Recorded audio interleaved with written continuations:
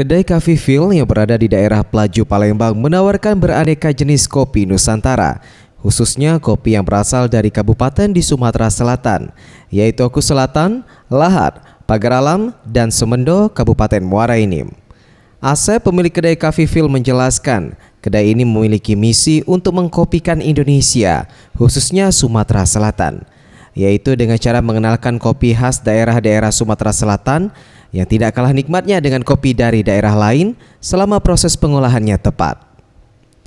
Minuman kopi istimewa di kafe ini kopi Arabica yang ditanam di tanah Semendo, Muara Enim.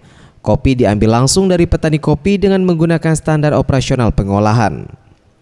Asep, pemilik kedai Cafe Feel, mengatakan perbedaan kopi Robusta dan Arabica bisa dinilai dari segi rasa.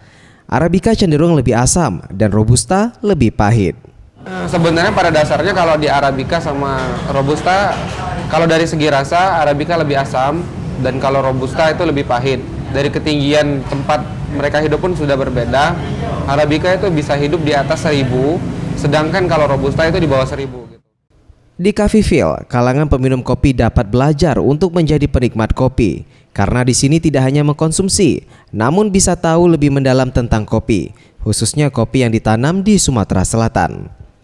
Selain itu, dalam menikmati kopi, ada baiknya diminum tanpa dicampur gula dan diminum dengan cara diseruput agar cita rasa kopi tidak hilang dan benar-benar terasa di lidah. Tim Liputan Sriwijaya TV.